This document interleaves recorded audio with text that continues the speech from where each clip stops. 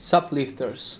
So the title is long as femurs because today I really noticed how long they are in comparison to the rest of my body.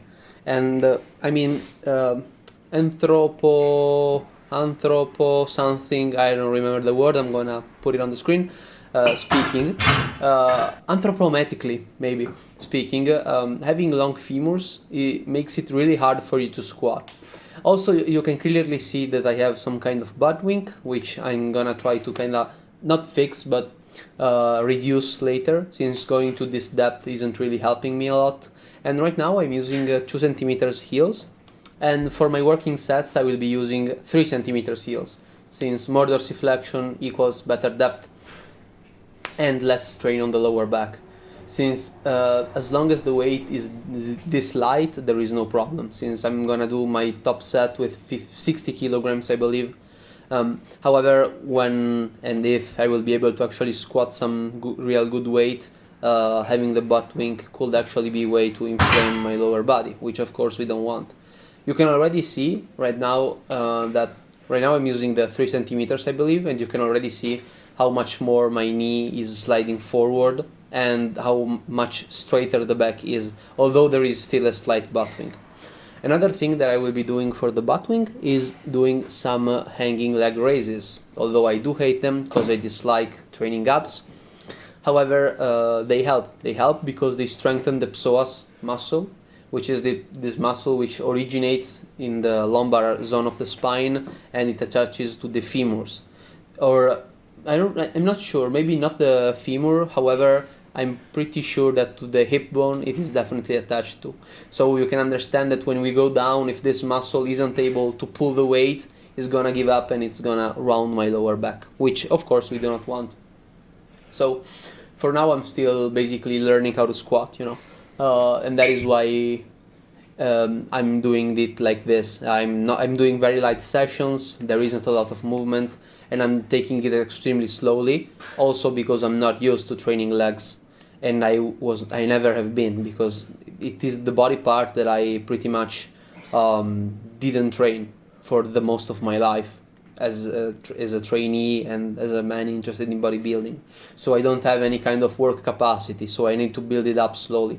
Also, you can see that I tend to kind of good morning the weight, because the thoracic extension is really hard to keep. Like this one, it was hard, but I kept it. And another thing that you can notice is that my front rack position is actually improving. You can see how the elbow is kind of going up. And today I kind of had the realization that if you are slightly choking yourself with the bar, you are holding a good position, which is pretty weird, and it's something that you need to get used to. So having actually been choked out a lot of time in MMA and grappling actually makes it a little bit more comfortable than perhaps a person who is not used to having that kind of pressure on their throat. And also you can see that I really believe that my thoracic extension is still okay, especially the upper body. You can see that it always keeps the same length. And as long as everything else holds, I am able to get the most out of these front squats, especially since they are the best movement, in my opinion, to overload the quadriceps, since there is a lot of knee flexion. And another thing that I noticed is that if I try to kind of flare my knees out, I am usually more in control of the weight. The last series was one of the best, in my opinion. Look at how high my elbows are compared to the warm-up series. And that is because I was trying to kind of choke myself, as well as hitting depth, but not too much. Like, this series is decent. I will give myself a 6 out of 10 regarding technique in this one. Maybe 5, actually. Yeah, 5 out of 10 is decent. So, there is still a lot of stuff to improve. However, there are also some good stuff. Then I did a couple of deadlifts. I did them with the shoes, because I was talking with a friend of mine who basically told me that I don't have enough dorsiflexion even for the deadlifts, which is pretty fun. However, you can see that when I shoot my knees forward, my body actually is lower in the position, and it allows me to pull with a straight back from the beginning. You will also see that I do deadlift without anything, like without the shoes on, and you can see that my back is still kind of straight. However, it's in a much more raised position, right? Here it's less hingy, and it's more knee flexion, and there is more quad drive. If you don't know what knee flexion and quad drive is, go check out my deadlift tutorial. I think it's a good video. I rewatched it and I'm quite happy. Another thing that I will be actually practicing is this. This is some kind of sumo deadlift, which however is extremely narrow, which I think it's called hybrid deadlift. And the main advantage is that I basically am pulling like a conventional. However, since my legs are a little bit more spread apart, you can clearly see that my back is already pretty straight and it's easier for me to reach the bar.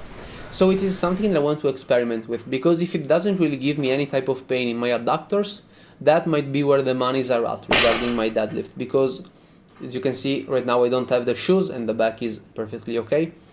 And I really don't want to simply deadlift in squat shoes. It will be really bad for me, as a personal defeat, of course. I then did some Bulgarian split squats, and there is not a lot of weight, because as you can see I'm not holding any dumbbell. However, I really focused on pushing the knee forward, and you can really see how I bounce back. It's quite crazy to see.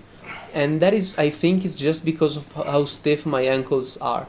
And I also think that the right one has more problems with the talus bone, which is a bone of my foot, which basically stops the shin from sliding in front of it. The left one, however, has less mobility. However, I believe it's more because of tight muscles and maybe even scar tissue build-up. Because I never talked about this in the channel, but when I played soccer as a kid, I rolled my ankle like 5 times the right one and 6 times the left one. So actually it's no wonder that my ankles are a mess. Hopefully I will be fixing them, perhaps by 2030, when I'll be older, I will be able to actually squat without anything else. I then did some knee extensions, leg extensions. As usually it's just pump work.